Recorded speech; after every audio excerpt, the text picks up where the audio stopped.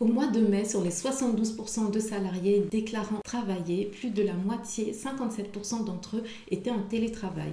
Bien sûr, tout le monde n'est pas fait pour le télétravail. Pour certaines personnes, c'est une énorme contrainte, mais pour d'autres, il apporte un réel confort de vie. Voici les principaux motifs de satisfaction relatifs au télétravail selon les salariés.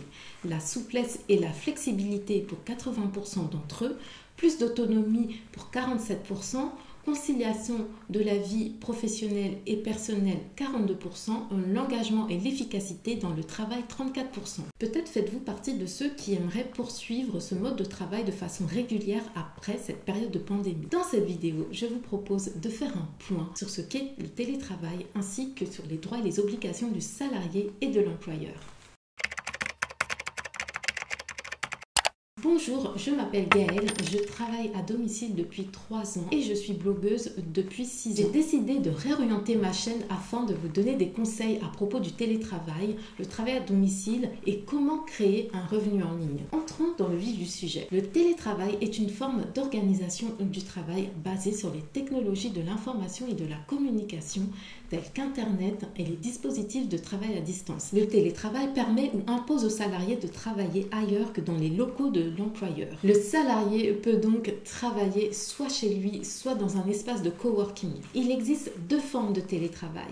Le télétravail régulier permet d'avoir une régularité dans l'emploi du temps, par exemple 1 à plusieurs jours par semaine. Ce dispositif est précisé dans l'accord collectif. Le télétravail occasionnel permet dans des circonstances exceptionnelles type pandémie de Covid-19 par exemple, de mettre en place ce dispositif. Le télétravail peut être imposé aux salariés afin de garantir la protection des travailleurs. Et inversement, si en période de confinement, un salarié pense qu'il peut être en télétravail et qu'il ne l'est pas, ou que son employeur lui refuse, il peut en parler à son manager, en parler aux représentants du personnel, saisir l'inspection du travail pour qu'elle effectue un contrôle. Les droits du télétravailleur. Le télétravailleur est un salarié de l'entreprise. Il bénéficie donc des mêmes droits individuels et collectifs que l'ensemble des salariés en termes de congés, d'arrêt maladie, d'accès à la formation, accès aux activités sociales de l'entreprise, aux informations syndicales,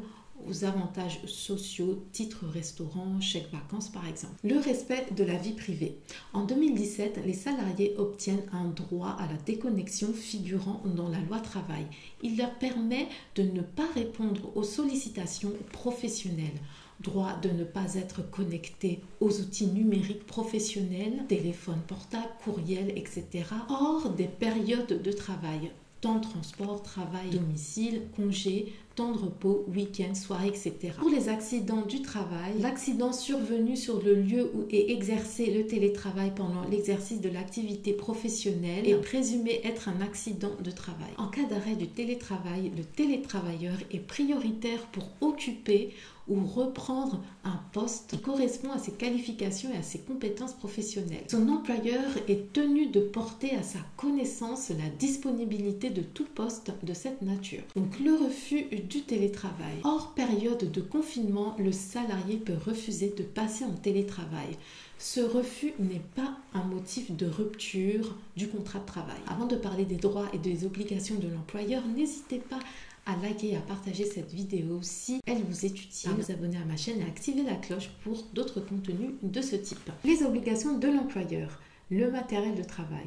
L'employeur informe le salarié de toute restriction d'usage d'équipements ou outils informatiques ou de services de communication électronique. Par exemple, le salarié ne peut pas utiliser ses outils de travail pour ses besoins personnels ou pour en tirer un avantage quelconque. L'information doit prévenir l'utilisateur des sanctions en cas de non-respect de ces restrictions. L'entretien annuel. L'employeur doit organiser chaque année un entretien qui porte sur les conditions d'activité du salarié et sa charge de travail. Hors période de confinement, l'employeur qui refuse d'accorder le télétravail à un salarié occupant un poste permettant d'en bénéficier doit motiver sa réponse.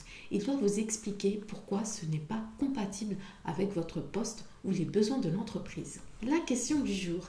Dites-moi en commentaire ce que vous aimez ou ce que vous n'aimez pas dans le télétravail.